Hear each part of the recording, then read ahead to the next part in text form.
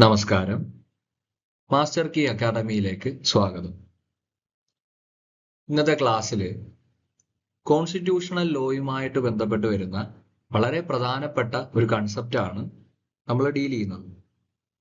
So ഇന്നത്തെ ഡിസ്കഷന്റെ ഭാഗമായിട്ട് നമ്മൾ ഡീൽ ചെയ്യുന്ന ഏരിയ എന്ന് പറയുന്നത് separation of powers and the Indian constitution.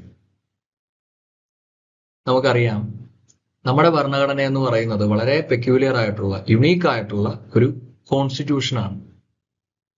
ഇപ്പൊ ലോകത്തിലെ തന്നെ ഏറ്റവും വലിയ ജനാധിപത്യ രാഷ്ട്രത്തിന്റെ ലെങ്തിയസ്റ്റ് റിട്ടേൺ കോൺസ്റ്റിറ്റ്യൂഷൻ എന്ന വിശേഷണമുള്ള ഒരു ഭരണഘടനയാണ് നമ്മുടെ ഇന്ത്യൻ ഭരണഘടന. നമ്മൾ നമ്മുടെ ഈ ഭരണഘടന എടുത്ത് പഠിക്കുമ്പോൾ അല്ലെങ്കിൽ അതിന്റെ സ്കീമിലൂടെ കടന്നു പോകുമ്പോൾ നമുക്ക് പല തരത്തിലുള്ള ഫണ്ടമെന്റൽ തത്വങ്ങളും ഇതിൽ ഉൾപ്പെട്ടിട്ടുള്ളതായിട്ട് കാണാൻ സാധിക്കുന്നുണ്ട്. ഇപ്പൊ ഉദാഹരണം പറയാനാണെങ്കിൽ റൂൾ ഓഫ് ലോ എന്ന് പറയുന്ന കൺസെപ്റ്റ്, അല്ലെങ്കിൽ കോൺസ്റ്റിറ്റ്യൂഷൻ എപ്രകാരമാണ് കോൺസ്റ്റിറ്റ്യൂഷണലിസം ഉറപ്പുവരുത്തുന്നത് എന്നുള്ള പോലെയുള്ള ആശയങ്ങൾ, അതുപോലെ ജുഡീഷ്യൽ റിവ്യൂ, പിന്നെന്താണ് ഇതിലൊക്കെ ഏറ്റവും പ്രധാനമായിട്ട് നമുക്ക് മനസ്സിലാക്കേണ്ട അല്ലെങ്കിൽ കാണാൻ സാധിക്കുന്ന സെപ്പറേഷൻ ഓഫ് പവർ എന്ന് പറയുന്ന തത്വം, അടിസ്ഥാന തത്വം. അപ്പോ ഈ അടിസ്ഥാന തത്വം എന്താണെന്നാണ് ഇന്നത്തെ ക്ലാസ്സിൽ നമ്മൾ പഠിക്കുന്നത്. അപ്പൊ നമുക്ക് നമ്മുടെ ക്ലാസ്സിലേക്ക് കടക്കാം.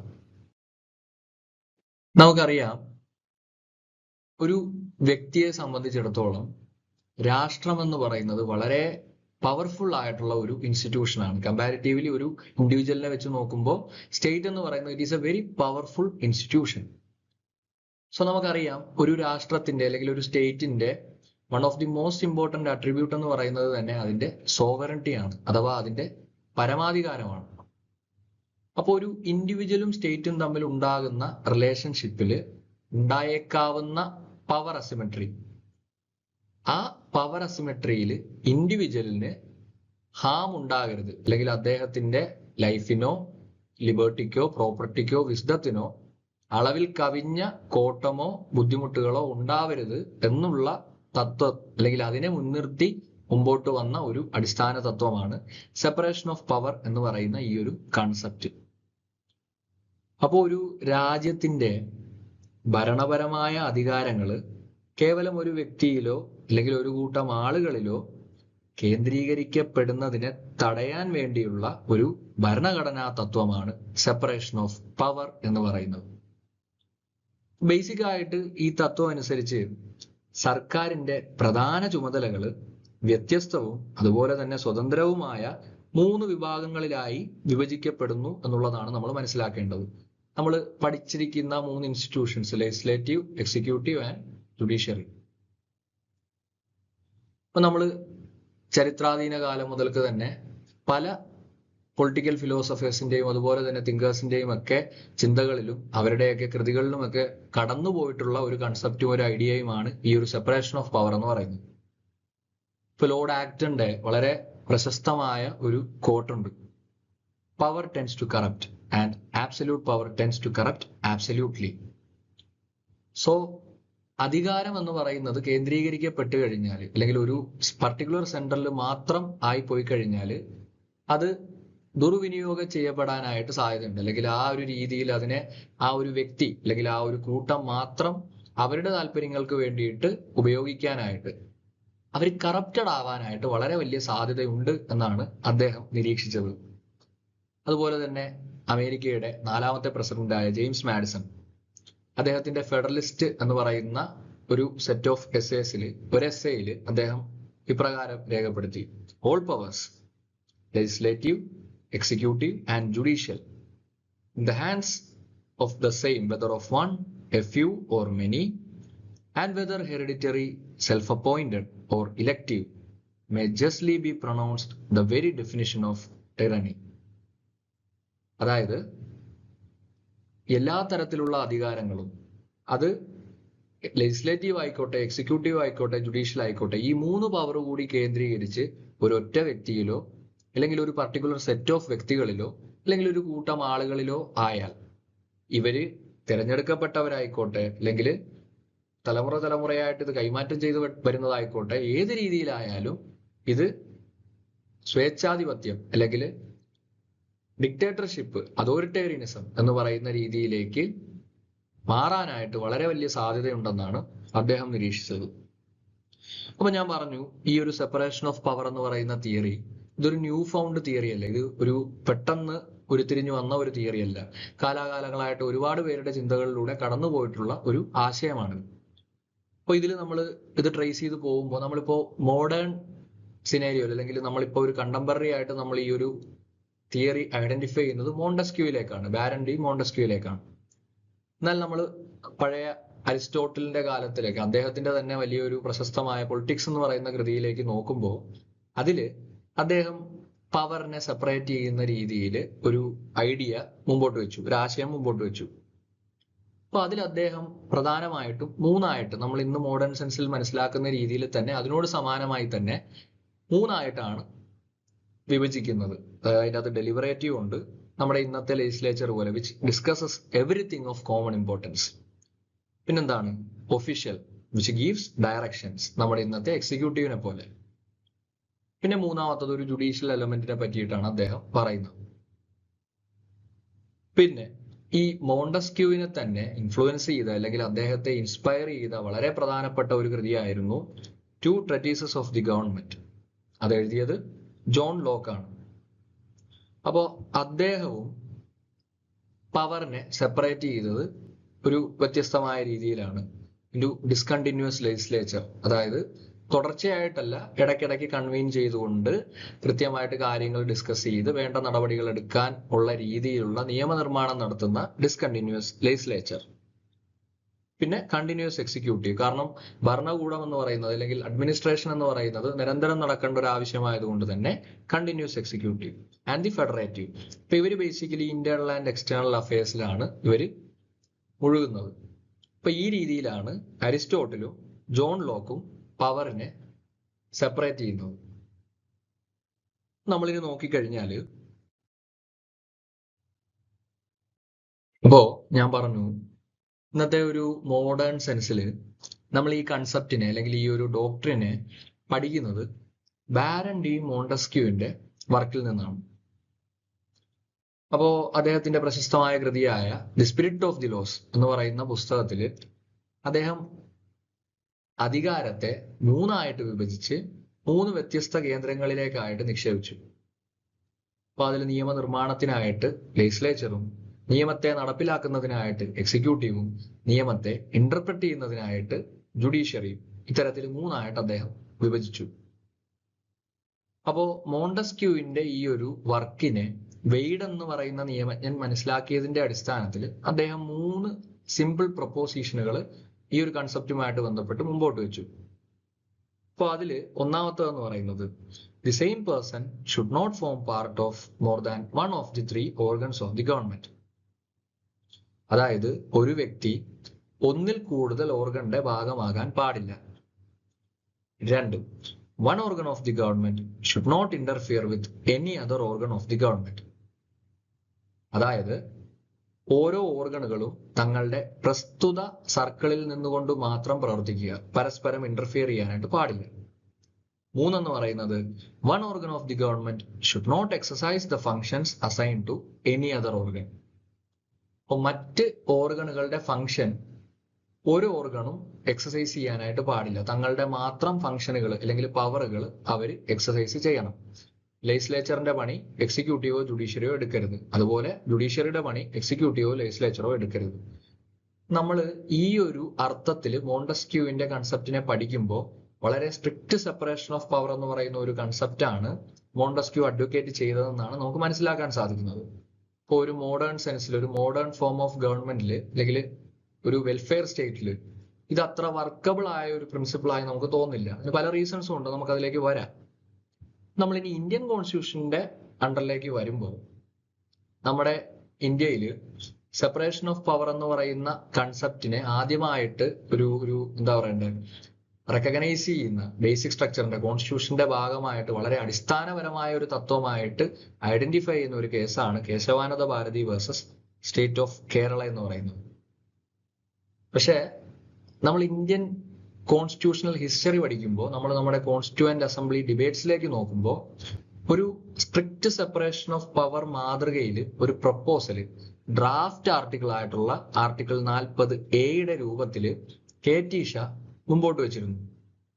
അപ്പോൾ ഇതിനെ പലരും അനുകൂലിച്ചു. ഇപ്പോൾ കാസി സയ്യിദ് കരീമുദ്ദീനെ പോലെയുള്ള കോൺസ്റ്റിറ്റ്യൂവന്റ് അസംബ്ലി മെമ്പേഴ്സ് ഇതിനെ അംഗീകരിച്ചു. പക്ഷെ പലരും ഇതിനെ എതിർത്തു. സന്തനം അല്ലെങ്കിൽ എന്താ പറയണ്ടേ, ഹനുമന്തയ്യെ പോലുള്ളവരൊക്കെ ഇതിനെ എതിർത്തു. അപ്പോൾ അൾട്ടിമേറ്റ് ആയിട്ട് ഈ ഒരു ആർട്ടിക്കിൾ, ഒരു സ്ട്രിക്റ്റ് സെപ്പറേഷൻ ഓഫ് പവറിനെ അഡ്വക്കേറ്റ് ചെയ്ത ഡ്രാഫ്റ്റ് ആർട്ടിക്കിൾ 40A അൾട്ടിമേറ്റ് ആയിട്ട് നമ്മുടെ ഇന്ത്യൻ കോൺസ്റ്റിറ്റ്യൂഷന്റെ, കണ്ടംപററി സെൻസിൽ ഇന്ത്യൻ കോൺസ്റ്റിറ്റ്യൂഷന്റെ ഭാഗമായി മാറിയിട്ടില്ല. എങ്കിലും നമുക്ക് നമ്മുടെ കോൺസ്റ്റിറ്റ്യൂഷണൽ സ്കീമിൽ പല ആർട്ടിക്കിളുകളിലും അധികാരത്തെ എപ്രകാരമാണ് വിഭജിച്ചിരിക്കുന്നതെന്നും അതിന്റെ എന്താ പറയണ്ടേ ആ ഒരു സെപ്പറേഷൻ നടത്തുന്നതായിട്ട് നമുക്ക് കാണാനായിട്ട് സാധിക്കുന്നുണ്ട്. അതുപോലെ തന്നെ പലയിടങ്ങളിലും ഓവർലാപ്പിംഗ് ആയിട്ടുള്ള പ്രൊവിഷൻസ് വരുന്നതും ഇവർ തമ്മിലുള്ള ഇന്റർമിംഗ്ലിങ്ങും ഒക്കെ നമുക്ക് കാണാൻ സാധിക്കും. അപ്പം രണ്ടും ഉണ്ട് നമ്മുടെ കോൺസ്റ്റിറ്റ്യൂഷനിൽ. ഇപ്പൊ നമുക്കൊരു സ്ട്രിക്റ്റ് സെപ്പറേഷൻ ഓഫ് പവർ എന്ന് പറയുന്നത് ഇൻ ദി ആബ്സല്യൂട്ട് സെൻസ് നിലവിൽ ഇല്ല. മറിച്ച് ഒരു system of checks and balances എന്നാണ് ഇന്ത്യയിൽ നമുക്കിപ്പോൾ നിലവിലുള്ള ഈ ഒരു സെപ്പറേഷൻ ഓഫ് പവറിന്റെ മാതൃകയെ നമ്മൾ വിളിക്കുന്നത്. നമുക്കിനി അതെന്താണെന്ന് വിശദമായിട്ട് പഠിക്കാം. സോ നമുക്ക് ആദ്യമായിട്ട് ഇന്ത്യൻ ഭരണഘടനയുടെ കീഴിൽ സെപ്പറേഷൻ ഓഫ് പവറിനെ അഡ്വക്കേറ്റ് ചെയ്യുന്ന ആർട്ടിക്കിളുകൾ ഏതൊക്കെയാണെന്ന് പരിശോധിക്കാം. ആർട്ടിക്കിൾ 50 ഇതൊരു നിർദ്ദേശക തത്വമാണ്, ഒരു ഡയറക്റ്റീവ് പ്രിൻസിപ്പിൾ ആണ്. ഇത് പറയുന്നത് directs the state to separate the judiciary from the executive in public services. അതായത് പബ്ലിക് സർവീസസിൽ എക്സിക്യൂട്ടീവ് പവറിനെ ജുഡീഷ്യറിയിൽ നിന്നും സെപ്പറേറ്റ് ചെയ്യുക. അതുപോലെ ആർട്ടിക്കിൾ 53ഉം 154ഉം പറയുന്നത് കേന്ദ്രത്തിന്റെ കാര്യത്തിൽ പ്രസിഡന്റിലും സംസ്ഥാനങ്ങളുടെ കാര്യത്തിൽ ഗവർണറിലും എക്സിക്യൂട്ടീവ് പവറിനെ നിക്ഷിപ്തമാക്കുന്നു എന്നുള്ളതാണ്. പിന്നെ ആർട്ടിക്കിൾ 121ഉം 211ഉം പരിശോധിച്ചു കഴിഞ്ഞാൽ ഇത് പാർലമെന്റിനും അതുപോലെ സ്റ്റേറ്റ് ലെജിസ്ലേച്ചറുകൾക്കും മേലെയുള്ള ഒരു പ്രൊഹിബിഷനാണ്.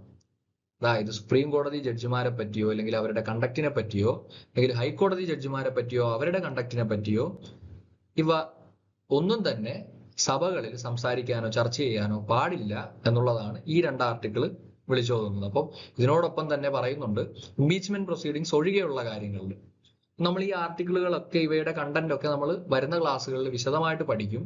തൽക്കാലം ഒരു അണ്ടർസ്റ്റാൻഡിങ് ഡെവലപ്പ് ചെയ്യാൻ വേണ്ടിയിട്ട്, സെപ്പറേഷൻ ഓഫ് പവറിനെ പറ്റിയിട്ട് ഡെവലപ്പ് ചെയ്യാൻ വേണ്ടിയിട്ടാണ് ഇത് ബ്രീഫായിട്ട് പറഞ്ഞു പോകുന്നത്. അപ്പൊ ഇനി ആർട്ടിക്കിൾ 122ഉം 212ഉം പരിശോധിച്ചു കഴിഞ്ഞാൽ പാർലമെന്റിന്റെയോ അല്ലെങ്കിൽ സ്റ്റേറ്റ് ലെജിസ്ലേച്ചറിന്റെയോ ലെജിസ്ലേറ്റീവ് പ്രോസസ്സിലേക്ക് യാതൊരു തരത്തിലും കോടതി കടന്നു ചെല്ലാൻ പാടില്ല എന്നുള്ള തരത്തിൽ ഏർപ്പെടുത്തുന്ന വിലക്കാണ് ഈ രണ്ട് ആർട്ടിക്കിളുകളിലായിട്ട് നമുക്ക് കാണാൻ സാധിക്കുന്നത്. ഇനി 361ലേക്ക് വരുമ്പോൾ പ്രസിഡന്റിനും അതുപോലെ തന്നെ ഗവർണർമാർക്കും ഇന്ത്യൻ കോടതികളിലെ സിവിൽ ക്രിമിനൽ നടപടികളിൽ നിന്നും അവരുടെ ടേം ഓഫ് ഓഫീസിൽ അവരിയ്ക്കുന്നിടത്തോളം കാലം യാതൊരു തരത്തിലുള്ള അല്ലെങ്കിൽ എല്ലാ വിധത്തിലുമുള്ള ഇമ്മ്യൂണിറ്റി പ്രൊവൈഡ് ചെയ്യുന്ന ആർട്ടിക്കിളാണ് ആർട്ടിക്കിൾ 361. അപ്പൊ ഇത്രയും ആർട്ടിക്കിളുകളാണ്, ഇതൊരു ഇല്ലുസ്ട്രേഷൻ ആണ്. അപ്പൊ ഇത്രയും ആർട്ടിക്കിളുകളാണ് നമുക്ക് ഇന്ത്യൻ കോൺസ്റ്റിറ്റ്യൂഷന്റെ കീഴിൽ സെപ്പറേഷൻ ഓഫ് പവറിനെ കാണിക്കുന്ന ആർട്ടിക്കിളുകളായിട്ട് പറയാൻ സാധിക്കുന്നത്. ഇപ്പൊ ഞാൻ നേരത്തെ സൂചിപ്പിച്ചതുപോലെ നമുക്ക് നമ്മുടെ ഇന്ത്യൻ ഭരണഘടനയുടെ കീഴിൽ ഒരു സ്ട്രിക്റ്റ് സെപ്പറേഷൻ ഓഫ് പവർ എന്ന് പറയുന്ന കൺസെപ്റ്റ് അല്ല കാണാനായിട്ട് സാധിക്കുന്നത്. മറിച്ച് we have A system of, അല്ലെങ്കിൽ നമ്മൾ ഫോളോ ചെയ്യുന്ന മാതൃക എന്ന് പറയുന്നത് A system of checks and balances ആണ്. നമ്മുടെ ഭരണഘടനയുടെ വിവിധ ആർട്ടിക്കിളുകളും പ്രൊവിഷനുകളും നമുക്ക് പരിശോധിക്കുമ്പോൾ ഈ ഒരു ഓവർലാപ്പും അതുപോലെ തന്നെ ഇന്ററാക്ഷൻസും ഒക്കെ നമുക്ക് കാണാനായിട്ട് സാധിക്കും. ഇപ്പോൾ ആർട്ടിക്കിൾ 75 എടുക്കുക. അതിൽ 75 ക്ലോസ് 5 പ്രകാരം പാർലമെന്റ് അംഗമല്ലാത്ത ഒരാൾക്ക് പരമാവധി 6 മാസം മാത്രമേ ഒരു മന്ത്രിയായി തുടരാനായിട്ട് സാധിക്കൂ. അപ്പൊ ഇവിടുന്ന് എന്താണ് നമുക്ക് മനസ്സിലാകുന്നത്? കേന്ദ്ര എക്സിക്യൂട്ടീവിന്റെ ഭാഗമാകുന്ന ഒരു മന്ത്രി കേന്ദ്ര നിയമനിർമ്മാണ സഭയുടെ ഇരുസഭകളിൽ ഏതെങ്കിലും ഒരു സഭയിൽ നിന്നുള്ള വ്യക്തി ആയിരിക്കണം. ഇല്ലെങ്കിൽ അദ്ദേഹം 6 മാസത്തിനുള്ളിൽ അത്തരത്തിലുള്ള സഭകളിലേക്ക് തിരഞ്ഞെടുക്കപ്പെട്ടിരിക്കണം. അപ്പൊ ഈ ഒരു ഓവർലാപ്പ് ഈ ഒരു ആർട്ടിക്കിളിൽ നമുക്ക് മനസ്സിലാകുന്നുണ്ട്. 75 ക്ലോസ് 3 പറയുന്നത് കളക്റ്റീവ് റെസ്പോൺസിബിലിറ്റിയെ പറ്റിയാണ്. കേന്ദ്ര എക്സിക്യൂട്ടീവ് ലോക്സഭയോട് റെസ്പോൺസിബിൾ ആയിരിക്കണം, പാർലമെന്റിന്റെ ഒരു സഭയോട് റെസ്പോൺസിബിൾ ആയിരിക്കണം.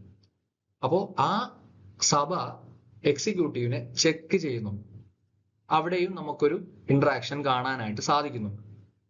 ആർട്ടിക്കിൾ 79 എടുത്ത് പരിശോധിച്ചു കഴിഞ്ഞാൽ പാർലമെന്റ് എന്ന് പറയുന്ന കേന്ദ്ര നിയമനിർമ്മാണ സഭ, ആ സഭയിൽ കേന്ദ്ര എക്സിക്യൂട്ടീവ് ആയിട്ടുള്ള പ്രസിഡന്റും അംഗമാണ്, അല്ലെങ്കിൽ അതിൽ ഉൾപ്പെടും എന്നുള്ളതാണ്.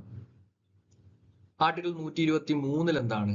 പ്രസിഡന്റിന്റെ ഓർഡിനൻസ് മേക്കിംഗ് പവർ, അതായത് പ്രസിഡന്റ് എന്ന് പറയുന്ന എക്സിക്യൂട്ടീവിന്റെ ലെജിസ്ലേറ്റീവ് പവറിനെ പറ്റിയിട്ടാണ് പറയുന്നത്. ഈ ഓർഡിനൻസ് മേക്കിംഗ് പവർ എന്നുള്ളത് ഒരു പ്ലീനറി ലെജിസ്ലേറ്റീവ് പവർ തന്നെയാണെന്നാണ് AK Roy versus union of ഇന്ത്യയിൽ കോടതി നടത്തിയ ഒരു നിരീക്ഷണം. അപ്പൊ ഈ പ്ലീനറി പവർ എന്ന് പറഞ്ഞു കഴിഞ്ഞാൽ പാർലമെന്റിന്റെ ലെജിസ്ലേറ്റീവ് പവർ എന്താണോ അതിന് തത്തുല്യമായിട്ടുള്ള പവർ തന്നെയാണ് പ്രസിഡന്റ് എക്സസൈസ് ചെയ്യുന്ന ഓർഡിനൻസ് മേക്കിംഗ് പവർ. അഫ്കോഴ്സ് നമുക്കറിയാം, പാർലമെന്റ് റിസസിലിരിക്കുന്ന സമയത്താണ് പ്രസിഡന്റ് ഓർഡിനൻസുകൾ ഇറക്കുന്നത്, ആവശ്യം വന്നു കഴിഞ്ഞാൽ മാത്രം. എങ്കിലും അതൊരു പ്ലീനറി ലെജിസ്ലേറ്റീവ് പവർ തന്നെയാണെന്നാണ് ഈ കേസിൽ കോടതി നിരീക്ഷിക്കുന്നത്.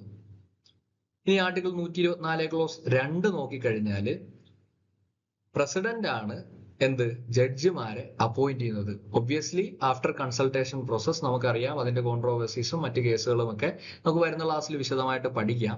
അതുപോലെ 124 ക്ലോസ് 4 പ്രകാരം പാർലമെന്ററി പ്രൊസീഡിങ്സിന് ശേഷം ജഡ്ജിമാരെ ഇംപീച്ച് ചെയ്ത് അവരെ എന്താണ് റിമൂവ് ചെയ്യുന്നത് പ്രസിഡന്റ് ആണ്. ഇനി ആർട്ടിക്കിൾ 103 എന്താണ് പറയുന്നത്? ഈ ഹൗസിലെ സഭകളിലെ മെമ്പർമാരുടെ മെമ്പർഷിപ്പുമായി ബന്ധപ്പെട്ട് ഡിസ്ക്വാളിഫിക്കേഷൻ ആർട്ടിക്കിൾ 102 പറഞ്ഞതിന് പ്രകാരം നടത്തുന്നത് പ്രസിഡന്റ് ആയിരിക്കും. അദ്ദേഹത്തിന്റെ തീരുമാനം അന്തിമമായിരിക്കും. അപ്പൊ പ്രസിഡന്റ് അവിടെ ഒരു എന്താണ് ജുഡീഷ്യൽ കപ്പാസിറ്റിയിലാണ് ആക്ട് ചെയ്യുന്നത്. ഈ ഒരു ലിസ്റ്റ് ഞാൻ നേരത്തെ പറഞ്ഞതുപോലെ തന്നെ എക്സോസ്റ്റീവ് അല്ല, ഒരിക്കലും ഇതിൽ ഒരുപാട് ആർട്ടിക്കിളുകൾ ഇത്തരത്തിൽ ഓവർലാപ്പ് വരുന്നുണ്ട്. ഇപ്പോ മറ്റ് ഉദാഹരണങ്ങൾ പറയാനാണെങ്കിൽ ആർട്ടിക്കിൾ 61 ക്ലോസ് 1 അതില് പ്രസിഡന്റിനെ ഇംപീച്ച് ചെയ്യുന്നത് പാർലമെന്റ് ആണെന്നാണ് പറയുന്നത്. അതുപോലെ ആർട്ടിക്കിൾ 3 പരിശോധിച്ചു കഴിഞ്ഞാൽ പാർലമെന്റ് എക്സിക്യൂട്ടീവ് കപ്പാസിറ്റിയിൽ ആക്ട് ചെയ്തുകൊണ്ട് ഓരോ സ്റ്റേറ്റുകളുടെ ബൗണ്ടറിയും അതുപോലെ തന്നെ അവരുടെ നെയിംസും ഒക്കെ അൾട്ടർ ചെയ്യുന്നതും ചേഞ്ച് ചെയ്യുന്നതും ഒക്കെ ആയിട്ട് നമുക്ക് കാണാനായിട്ട് സാധിക്കും. പിന്നെ ആർട്ടിക്കിൾ 227 ക്ലോസ് 2 ക്ലോസ് B പ്രകാരം ഹൈക്കോടതിയും 145 പ്രകാരം സുപ്രീം കോടതിയും അവരുടെ കൺസേൺഡ് പ്രൊസീഡിങ്സിനെ ഗവേൺ ചെയ്യാൻ, അല്ലെങ്കിൽ അവരുടെ ആവശ്യങ്ങൾക്കായിട്ട് പല റൂൾസ് ഫ്രെയിം ചെയ്യുന്ന അവരുടെ പവറുകൾ ഇതിന്റെ കീഴിൽ കൊടുത്തിരിക്കുന്നതായിട്ട് നമുക്ക് കാണാൻ സാധിക്കും. അതുപോലെ സുപ്രീം കോടതി സബോർഡിനേറ്റ് സ്റ്റാഫിനെ 146 കീഴിലൊക്കെ അപ്പോയിന്റ് ചെയ്യുന്നതായിട്ട് നമുക്ക് കാണാനായിട്ട് സാധിക്കും, ഒരു എക്സിക്യൂട്ടീവ് കപ്പാസിറ്റിയിലെ പോലെ. അപ്പൊ ഇത്തരത്തില് പലരും പരസ്പരം ഈ 3 ഓർഗനുകളും പരസ്പരം മറ്റുള്ളവരുടെ പവറുകളോട് എന്താണ് സമാനമായ കപ്പാസിറ്റിയിലുള്ള ഫംഗ്ഷനുകൾ ചെയ്യുന്നുണ്ട്. എങ്കിലും ഞാൻ നേരത്തെ സൂചിപ്പിച്ചതുപോലെ ഒരിക്കലും ഒരു ഓർഗന്റെയും എസെൻഷ്യൽ ഫംഗ്ഷൻ മറ്റൊരു ഓർഗൻ എക്സസൈസ് ചെയ്യാനായിട്ട് പാടില്ല. അതായത് ലെജിസ്ലേച്ചറിന്റെ ഒറിജിനൽ ലെജിസ്ലേറ്റീവ് കപ്പാസിറ്റി എന്ന് പറയുന്നത്, ഇപ്പൊ പ്രസിഡന്റ് അകാരണമായി ഓർഡിനൻസുകൾ ഇറക്കാൻ പാടില്ല. ഓർഡിനൻസ് എപ്പോഴാണ് നമ്മൾ ഇറക്കുന്നത്? ഒരു അത്യാവശ്യ ഘട്ടത്തിൽ, പാർലമെന്റ് റിസസിലുള്ള സാഹചര്യത്തിൽ. അപ്പൊ അങ്ങനെ ഉള്ള സാഹചര്യങ്ങളിൽ മാത്രമാണ് ഓർഡിനൻസുകൾ പോലും നമ്മൾ ഉപയോഗിക്കുന്നത്. അപ്പം ഞാൻ പറഞ്ഞു വന്നത്, നമ്മുടെ ഇന്ത്യയിൽ ഒരു system of checks and balances ആണുള്ളത്. We do not have a concept of strict, അല്ലെങ്കിൽ ഒരു notion of strict separation of power എന്നുള്ളത് മനസ്സിലാക്കി വെക്കുക. സോ നമ്മൾ കൺക്ലൂഡ് ചെയ്യുന്നതിന് മുൻപായിട്ട് നമുക്ക് 1-2 കാര്യങ്ങൾ കൂടി പറഞ്ഞുകൊണ്ട് വൈൻഡപ്പ് ചെയ്യാം. ഞാൻ പറഞ്ഞു, ഒരു മോഡേൺ സ്റ്റേറ്റിനെ സംബന്ധിച്ചിടത്തോളം ഒരിക്കലും ഒരു സ്ട്രിക്റ്റ് സെപ്പറേഷൻ ഓഫ് പവർ എന്ന് പറയുന്ന കൺസെപ്റ്റ് പ്രായോഗികമല്ല. മറിച്ച് നമുക്കൊരു system of checks and balances ആണ് എപ്പോഴും വർക്കബിൾ ആയിട്ട് വരുന്നത്. നമ്മളൊരു വെൽഫെയർ സ്റ്റേറ്റ് എടുത്ത് പരിശോധിച്ചു കഴിഞ്ഞാൽ അതിലെ എക്സിക്യൂട്ടീവ് വിങ് വളരെ പവർഫുൾ ആയി മാറുന്ന, അല്ലെങ്കിൽ കണ്ടംപററി സെൻസിൽ ഗണ്യമായ പവർ വർധനവ് എക്സിക്യൂട്ടീവിലേക്ക് വന്നു ചേരുന്നതായിട്ട് നമുക്ക് കാണാനായിട്ട് സാധിക്കുന്നുണ്ട്. അപ്പൊ ഇതിന്റെ റീസൺ എന്ന് പറയുന്നത്, ഒരു അഡ്മിനിസ്ട്രേഷനെ സംബന്ധിച്ചിടത്തോളം അതിന്റെ ഒറിജിനൽ ഫംഗ്ഷന്റെ അപ്പുറത്തേക്ക് അത് ചെയ്യുന്ന ക്വാസി ലെജിസ്ലേറ്റീവ് അതുപോലെ തന്നെ ക്വാസി ജുഡീഷ്യൽ ഫംഗ്ഷനുകളാണ്. ഇപ്പൊ ഉദാഹരണത്തിന് ഡെലിഗേറ്റഡ് ലെജിസ്ലേഷൻ എടുക്കുക. പാർലമെന്റ് അതിന്റെ എസെൻഷ്യൽ ലെജിസ്ലേറ്റീവ് ഫംഗ്ഷൻ അവിടെ നിർത്തിക്കൊണ്ട് തന്നെ ഒരു പേരന്റ് ആക്ട് ഉണ്ടാക്കിക്കൊണ്ട് ആ പേരന്റ് ആക്ടിൽ പറഞ്ഞിരിക്കുന്നതിന് പ്രകാരം അതിന്റെ ചട്ടക്കൂടിൽ നിന്നുകൊണ്ട് എക്സിക്യൂട്ടീവിനോട് നിയമം നിർമ്മിക്കാൻ പറയുന്ന ആ ഒരു പ്രക്രിയ, അതിലൂടെ വരുന്ന ഡെലിഗേറ്റഡ് ലെജിസ്ലേഷൻ. അപ്പൊ എക്സിക്യൂട്ടീവ് അവിടെ ലെജിസ്ലേറ്റീവ് ഫംഗ്ഷൻ ആണ് ചെയ്യുന്നത്. ശ്രദ്ധിക്കേണ്ട ഒരു കാര്യം എന്ന് പറഞ്ഞു കഴിഞ്ഞാൽ, എസെൻഷ്യൽ ഫംഗ്ഷൻ ഒരിക്കലും ഓരോ ഓർഗണും വിട്ടുകളയുന്നില്ല, അവരത് അവരിൽ തന്നെ നിർത്തും. അപ്പൊ ഇവിടെ RE ഡൽഹി ലോസ് ആക്ട് കേസിലൊക്കെ കോടതി അതിനെ കൃത്യമായിട്ട് ഇതിന്റെ ലെജിറ്റിമസിയെ, ഡെലിഗേറ്റഡ് ലെജിസ്ലേഷന്റെ ലെജിറ്റിമസിയെ അപ്പോൾഡ് ചെയ്തിട്ടുണ്ട്. അതുപോലെ വളരെ സുപ്രധാനമായ ഒരു നിരീക്ഷണം കോടതി നടത്തിയ കേസാണ് Ram Jawaya Kapur versus state of Punjab. Executive പവറിന്റെ ഡെഫിനിഷൻ എന്താണ് എന്നുള്ള ചോദ്യത്തിന് കോടതി പറഞ്ഞ മറുപടി എന്ന് പറയുന്നത്, എന്താണോ ലെജിസ്ലേറ്റീവ് പവറിന്റെയും ജുഡീഷ്യൽ പവറിന്റെയും മിച്ചമായി വരുന്നത് അതെല്ലാം എക്സിക്യൂട്ടീവ് പവറിന്റെ ഭാഗമാണ് എന്നുള്ളതാണ്. അത്തരത്തിൽ വൈഡ് ആയിട്ടുള്ള അല്ലെങ്കിൽ വാസ്റ്റ് ആയിട്ടുള്ള പവേഴ്സ് ആണ് എക്സിക്യൂട്ടീവിന് ഒരു മോഡേൺ വെൽഫെയർ സ്റ്റേറ്റിൽ ഉള്ളത് എന്നാണ് ആ കേസിൽ കോടതി നടത്തിയ നിരീക്ഷണം. പിന്നെ രണ്ടാമത്തെ കാര്യം എന്ന് പറയുന്നത് കോടതിയുടെ റിവ്യൂ പവറാണ്. ജുഡീഷ്യൽ റിവ്യൂ എന്ന് പറയുന്ന പവറും അതുമായി ബന്ധപ്പെട്ട് വരുന്ന കോടതിയുടെ ആക്ടിവിസം, ജുഡീഷ്യൽ ആക്ടിവിസം എന്ന് പറയുന്ന കൺസെപ്റ്റും. ഇപ്പൊ നമുക്കറിയാം, ലാൻഡ് റിഫോംസും അതുപോലെ തന്നെ അഗ്രേറിയൻ റിഫോംസും ഒക്കെ വരുന്ന സമയത്ത് പല അമെന്റ്മെന്റുകളുമായിട്ട് ബന്ധപ്പെട്ട് അതിനെ ചുറ്റിപ്പറ്റി കോടതിയുടെ ഇന്റർപ്രിട്ടേഷനും ഒക്കെ ആയിട്ട് ബന്ധപ്പെട്ട് ഇപ്പം ശങ്കരി പ്രസാദ് മുതൽ കേശവാനന്ദ ഭാരതി വരെയും അതിനുശേഷവും ഒക്കെ കോടതിയും പാർലമെന്റും തമ്മിലൊരു ടഗ് ആൻഡ് പുള്ള് നടന്ന ഒരു കാലഘട്ടമുണ്ട്. അപ്പൊ അത് വന്ന് കലാശിക്കുന്നത് കേശവാനന്ദ ഭാരതിയില് പാർലമെന്റിന്റെ ആ ഒരു കോൺസ്റ്റിറ്റ്യൂവന്റ് പവറായ അമെൻഡിങ് പവറിന് മേൽ കോൺസ്റ്റിറ്റ്യൂഷൻ പോലും നേരിട്ട് വെക്കാത്ത ഒരു നിയന്ത്രണം കോടതി ബേസിക് സ്ട്രക്ചർ എന്നുള്ള ഒരു കൺസെപ്റ്റ് അല്ലെങ്കിൽ ഒരു പ്രിൻസിപ്പിള് മുമ്പോട്ട് വെക്കുന്നതിലൂടെ കൊണ്ടുവന്ന് വെക്കുന്ന ആ ഒരു പ്രവണത. പിന്നെ അതുമുതൽ അങ്ങോട്ട് കോടതി നടത്തിയ ജുഡീഷ്യൽ ആക്ടിവിസം. അപ്പൊ അത് പലപ്പോഴും ഈ ഒരു ഡയല്യൂഷൻ ഓഫ് സെപ്പറേഷൻ ഓഫ് പവറിനെ ഓവർ ഡയല്യൂട്ട് ചെയ്യുന്ന തരത്തിലേക്ക് പോകുന്ന പല സാഹചര്യങ്ങളും ഉണ്ടായിട്ടുണ്ട്. ഓഫ് കോഴ്സ് പല അപ്രീഷിയബിൾ ആയിട്ടുള്ള മൊമെന്റ്സും ഉണ്ടായിട്ടുണ്ട്. ഇപ്പൊ എന്താ പറയണ്ടേ, AK ഗോപാലൻ കേസിൽ വളരെ റെസ്ട്രിക്റ്റീവ് ആയിട്ട് ആർട്ടിക്കിൾ 21 കീഴിലെ പ്രൊസീജിയർ എസ്റ്റാബ്ലിഷ്ഡ് ബൈ ലോ എന്ന് പറയുന്ന ആ ഒരു പോർഷനെ ഇന്റർപ്രറ്റ് ചെയ്യുന്നതിൽ നിന്നും വളരെ ബ്രോഡായിട്ട് ഒരു ഒറിജിനലി കോൺസ്റ്റിറ്റ്യൂഷണലി അവൈലബിൾ ആയിരുന്ന limited procedure established by law എന്നുള്ളതിനപ്പുറത്തേക്ക് ഒരു സബ്സ്റ്റാൻറ്റീവ് ഡ്യൂ പ്രോസസ് എന്ന് പറയുന്ന അമേരിക്കൻ കൺസെപ്റ്റ് നമ്മുടെ കോൺസ്റ്റിറ്റ്യൂഷനിലേക്ക് അഡോപ്റ്റ് ചെയ്യുന്ന ആ ഒരു തലത്തിലേക്ക് വരെ കോടതികൾ ചെന്ന് എത്തിച്ചേരുകയാണ്. അപ്പോ ഇതിന്റെ ഭാഗമായിട്ട് പോസിറ്റീവ്സും ഉണ്ട്, ഒരുപാട് നെഗറ്റീവ്സും ഉണ്ട്. ഇപ്പൊ എന്താ പറയണ്ടേ, നമ്മൾ Vishakha case, Vishakha versus state of Rajasthan എടുത്തു കഴിഞ്ഞാൽ അതിൽ വന്ന വിശാഖ ഗൈഡ് ലൈൻസ് എന്ന് പറയുന്നത് വളരെ എന്താണ് സിഗ്നിഫിക്കന്റ് ആണ്.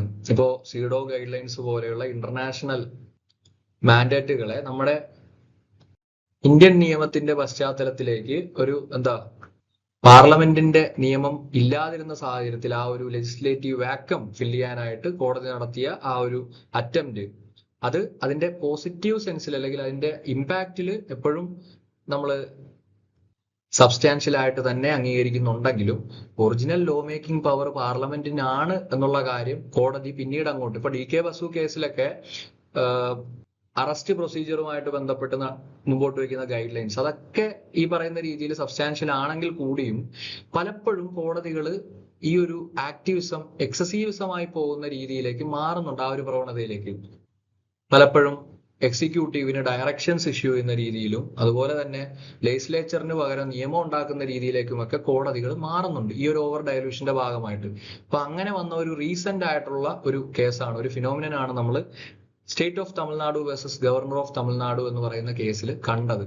അവിടെ പാർലമെന്റിൽ നിയമം അല്ലെങ്കിൽ അമെന്റ്മെന്റ് വരുത്തിക്കൊണ്ട് കൊണ്ടുവരേണ്ട ഒരു മാറ്റത്തിന് പകരമായിട്ട് ലെജിസ്ലേറ്റീവ് പ്രോസസ്സിൽ, അതായത് സ്റ്റേറ്റിന്റെ ലെജിസ്ലേറ്റീവ് പ്രോസസ്സിൽ ഗവർണർക്കുള്ള റോളിന്റെ മേൽ കോൺസ്റ്റിറ്റ്യൂഷനിൽ ഇല്ലാത്ത ഒരു ടൈം പീരീഡ് അല്ലെങ്കിൽ ടൈം ലിമിറ്റ് ഒരു 2 അംഗ ബെഞ്ച് വെക്കുക എന്ന് പറയുന്നത് ഒബ്വിയസ്ലി ഒരു എക്സസീവിസം അല്ലെങ്കിൽ അത്തരത്തിലുള്ള ഒരു പ്രവണതയാണ്. ഇതൊരു സെപ്പറേഷൻ ഓഫ് പവർ എന്ന് പറയുന്ന കൺസെപ്റ്റിന് തികച്ചും വിരുദ്ധമാണ്. അപ്പോ സെപ്പറേഷൻ ഓഫ് പവർ സ്ട്രിക്റ്റ് സെൻസിൽ വേണ്ട എന്ന് പറയുമ്പോഴും സെപ്പറേഷൻ ഓഫ് പവർ വേണം ടു എ കൺസിഡറബിൾ അല്ലെങ്കിൽ സബ്സ്റ്റാൻഷ്യൽ എക്സ്റ്റെന്റ് എന്നുള്ളത് തന്നെയാണ് നമ്മൾ മനസ്സിലാക്കേണ്ടത്.